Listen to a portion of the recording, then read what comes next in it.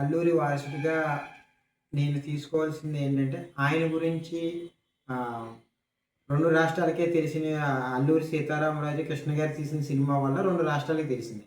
అది మన మోడీ గారు ఆధ్యాత్మిక అమృత మహోత్సవంలో 75 ఇయర్స్ ఆయన 125 బర్త్‌డేని 1 ఇయర్ పాటు జరపడం వల్ల దేశంలో తెలిసింది. అయినా సరే కొన్ని చోట్ల ఆయన గురించి ఇంకా తెలియలేదు.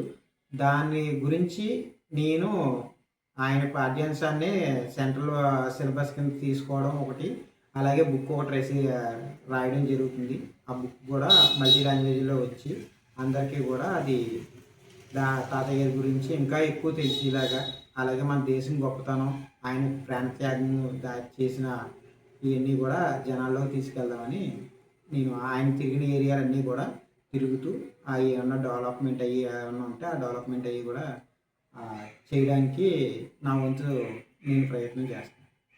అలాగే అల్లూరి సీతారామరాజు గారికి లైఫ్‌లో జరిగిన సంఘటనలన్నీ ప్రత్యక్షంగా నేను ఎళ్లి తెలుసుకుని, అలాగే ఆయనతో కొన్ని సంవత్సరాలుగా ఆయన గురించి తెలిసిన పెద్దల్ని వీళ్ళందరినీ కలిసి, అలాగే ఒక 14-15 బుక్స్ వచ్చాయండి ఇప్పుడు దాకాని.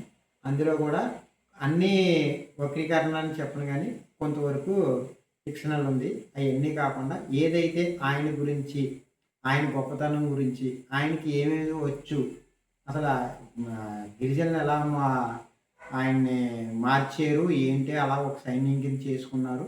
ఇయన్నీ కూడా ప్రెజెంట్ యువతకి, అలాగే చాలామందికి తాతయ్య గారి గురించి ప్రాపర్‌గా తెలీదు. ఈ బుక్కు రూపంలో ఆయన గురించి అందరికీ తెలియాలని ప్రయత్నంలో బుక్ ఒకటి రచిస్తున్నాను. నేనే రాస్తున్నాను. అలాగే దీన్ని అన్ని లాంగ్వేజ్‌ల్లో మినిమమ్ ఒక 4, 5 లాంగ్వేజ్‌లు అనుకుంటున్నాను.